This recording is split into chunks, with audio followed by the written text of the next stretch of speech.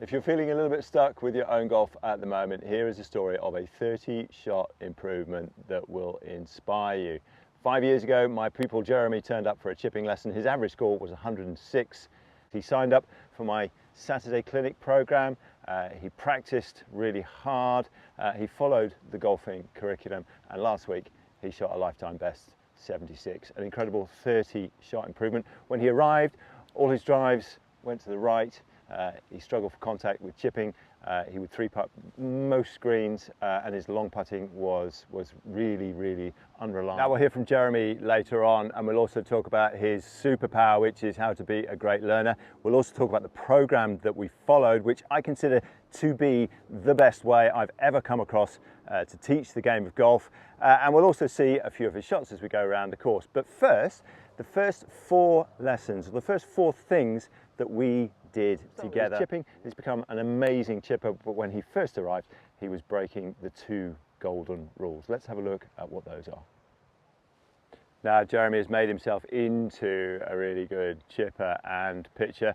It wasn't always that way, and these sort of transformations can happen quite quickly, actually, and we did quite a lot of good work in that very first lesson.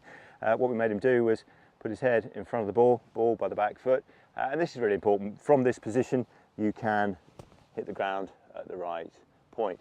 And Jeremy's problem in the address position was that he would shove his hips forward to get his weight forward, and that would drop his head back, and then he would catch the ground too early. That in combination with an incorrect swing path, and again, this is something that he still struggles with now, with this inside takeaway. We have to constantly monitor this in the long game, so we'll talk about that in a moment. But with the short game, it's a real disaster because you hit the ground early. If your swing is in to out, that moves the low point back, and that means that the ball will either be struck fat if you hit the ground first, or you'll build in a little upswing into your swing and catch the ball thin. Either way, you won't get the good contact that Jeremy now gets. When it came to the long game, Jeremy's takeaway was also inside, and he had a tendency to get the club a little bit open as well, and that made it extremely likely that he would block the shots out to the right. You can see in his practice swing here how different the takeaway looks. Yeah, this is really not what we are looking for. This parallel and the club face tilted position is absolutely perfect. I call this being on the clock. 9 o'clock, you're horizontal and parallel, but the club face is quite important as well. If you hit the ball to the right, be careful that you're not taking the club away inside with the club open. This was Jeremy's issue. As soon as we changed it to this, then things started to change.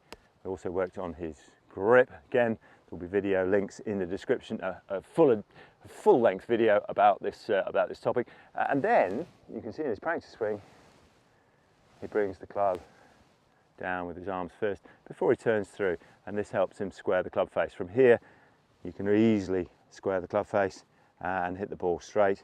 From here, it's, as you can see, much more difficult. You have to either roll the club really quickly shut, which obviously sometimes you won't manage. If you do manage it, it'll give a big hook. If not, it'll be a big block to the right. And I'm sure you won't mind me saying this, there were times when even the driving range wasn't quite big enough. So we worked on that, and he's now become a really efficient drawer of the ball. Even if he does lose one a little bit to the right, it just misses the fairway by 5 yards or so. And he's much more able then to narrow his margin of error, keep the ball in play. So what we've done is really made him a really good, efficient chipper. We stopped him hitting slices, we stopped him hitting fats, and we made him much better on the greens. Let's talk about that. We can't talk about all the 20 shots, but you can see from some of the video of Jeremy on the course that he's got a very rhythmical putting stroke, and his distance control is really good.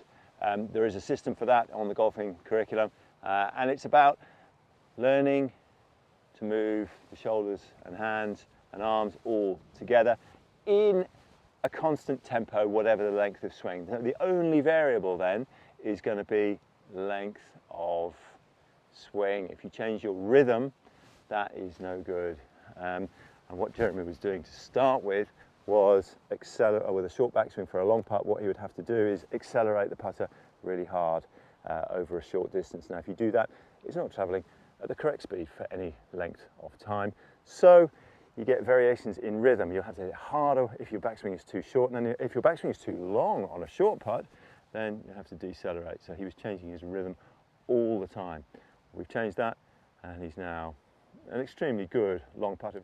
So very rarely 3 putts. Not only that, he's also an extremely good holer out. He uses the technique where he has his neck horizontal, rocks the shoulders, eyes over the line, and that keeps the putter square, and that's made him a very efficient short putter as well. These are essential skills. If you want to play golf really well, then you need all the 20 shots on the golfing curriculum, and we went through this step-by-step procedure with each one of them. You go an inch deep across the whole board. You have a little formula for each of the shots that you want to play. If we list the 20 shots, they're all shots that you play now. Short putt, long putt, chip and run, short pitch over the bunker, medium length pitch, say 30, 40 yards, a longer pitch, say 50, 60, 70 yards, just less than a full swing. There are videos on all of these, and there are playlists as well on the Golfing Curriculum channel. Again, I'll put some links in the description.